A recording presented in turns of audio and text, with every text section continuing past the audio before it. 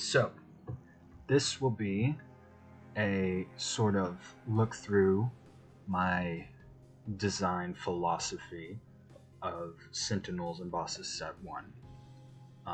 So this video will basically just go over like how Set 1 evolved as I went through creating it, um, and just the development of certain aspects of the card game. So what you're looking at are the beta cards. These are cards where I basically just draw them and then use these to beta test the cards, right? But they are also where the artwork comes from. So this helps with balancing and other stuff. But we're looking at the first 8 cards, then I'm going to go on to certain other aspects. This is probably going to be a part 1 of a couple parts. But by the way, I am officially done with the starter sets. I just gotta wait a couple days before I can upload them, but I believe I have it set so you can look at them and pre-order them down in this. I should have a link in the description.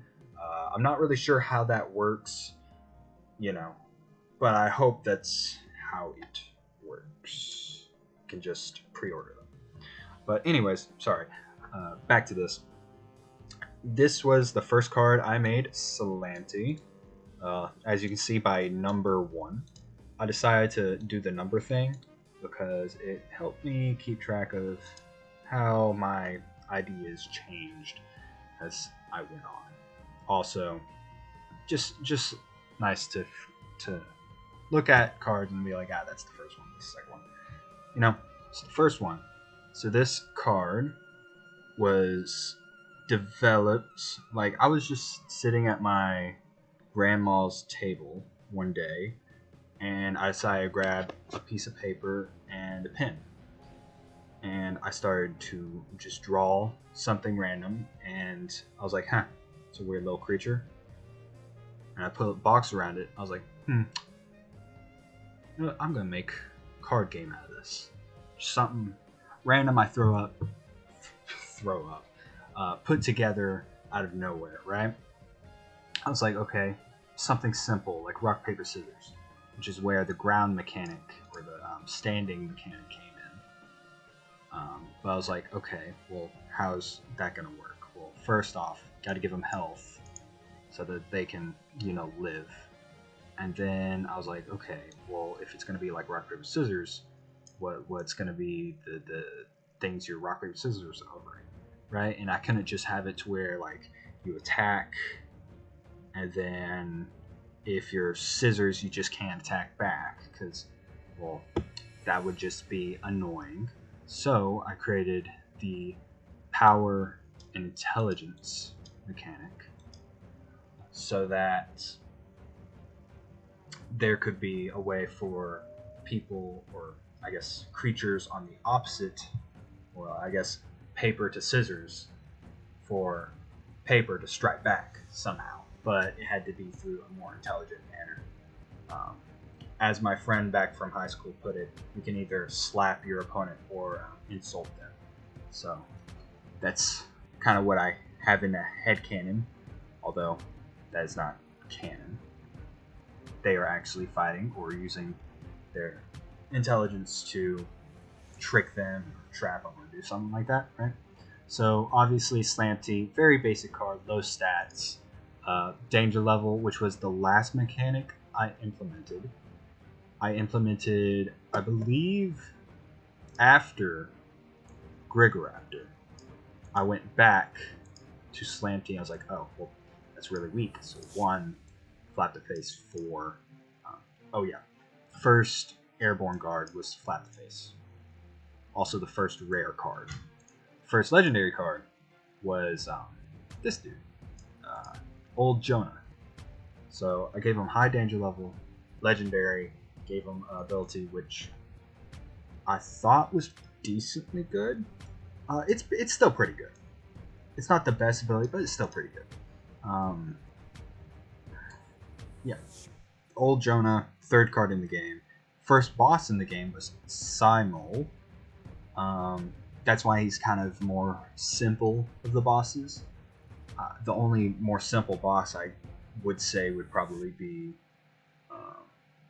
Froggy Champion, but that's kind of like his point. He's just big, strong, simple guy. Just big, buff frog. Buff frog. By the way, one of the strongest cards in the game, or one of the strongest bosses in the game, early game, before all the cards were implemented, because he was just so much stronger than all the other bosses. He could just beat them down very easily. But eventually that just kind of fixed. But after I made guards and boss, which became the sole goal of the game, I was like, okay, well, I need something to support that. So I created events to act as something that could just happen in order to help you, you know? But I was like, okay, well, I need something to be able to equip the stuff so that there's a more longer lasting effect. So Bird Lasso came to be, which is the first item. And I was like, okay, well, let's find a way to change standings, which it's actually one of the very few cards still that can change standings. But that's alright. Then I decided to mess around with like keywords, which Punish hasn't been reused, but I'll probably use it more in set 2. So yeah, Punish, Grigoraptor, and then the first non-ability submerged guard was Kong, and also that was the first or last card of that page. So the beta cards came in pages of 8. So typically I would work on 8 at a time and then take a break, you know. Sometimes, like for the first time I drew these, I got to, I believe, 24 cards. No. Yeah, 24 cards. Then I took a break. Then I went to test them. But yeah, so also boss cards, fun fact, they are actually in the beta cards on the opposite side. So that's why sometimes you can see bleed through of like, you kind of see it here. Kinda, there's a little bit of darkness there. I believe that would be his whisker, or maybe that little thing that, like, you can kind of see right here, the line, the border on this card. Go stay, bud. Okay.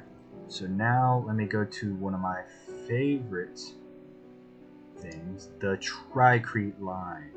So this is when I started like kind of making fun with the whole number thing. So I was writing. Also, Tricrete is a common now, but in the original beta it was rare, so that was something I changed for balancing purposes. Same thing with like Tsunami. Tsunami used to deal 20 damage to all grounded, so now I think it does 15.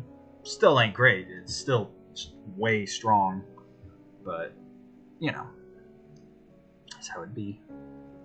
But yeah, this was one of my favorite artworks I've ever done. I love Tricrete, number 33 card, so you know, a little joke there. So what I would do with these beta cards is I would take a photo of them, as you can see here. Then I would put them onto my computer, and then I would like, I'll just quickly do a little demonstration here. Control C, right now. Yep, boom. Then I would like highlight this, get it so that I can destroy the rest of them. Nope. Hold on. Just give me a second. And then I would like highlight all this. And then Control X, move it to a new layer, lower the opacity, and then just use deselected beginner's mistake. And then I would just like, you know, paint it in. Took a little while though. But that's how. No. Hold on. Technical difficulties. There we go. That's how I get the texture to stay whenever I digitally color them. Yeah. So that's how I do it. Okay. Get ahead of myself. So yeah, and then the final stage is to put the artwork on the card and then fill in the information. So yeah, here's Hexcrete, also one of my favorite artworks. I love the colors. Honestly, all the Cretes are really great. Yeah, also that's leftover from beta cards. I'm a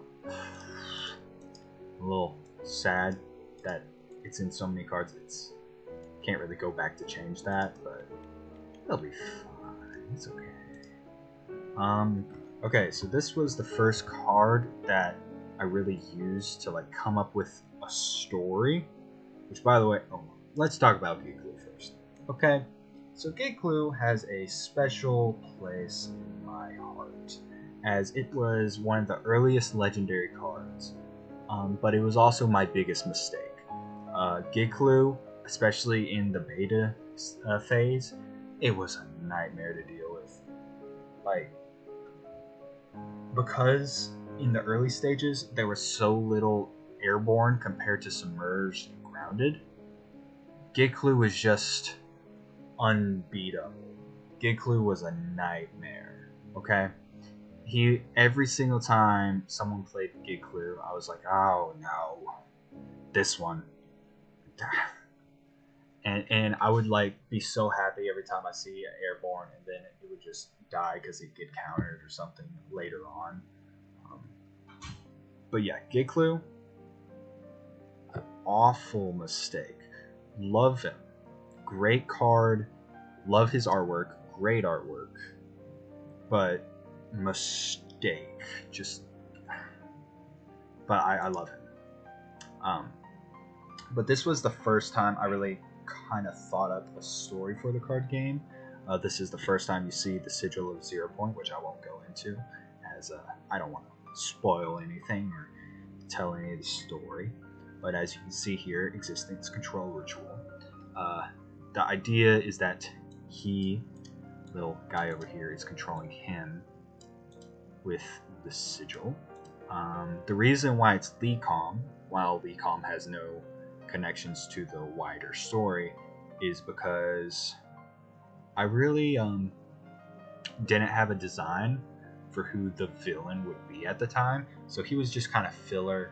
It doesn't really matter, but if I were to do this card now, I would do Mayor Slimeworth doing this, because that's what in canon happens with Giglu. Also, Giglu I don't really like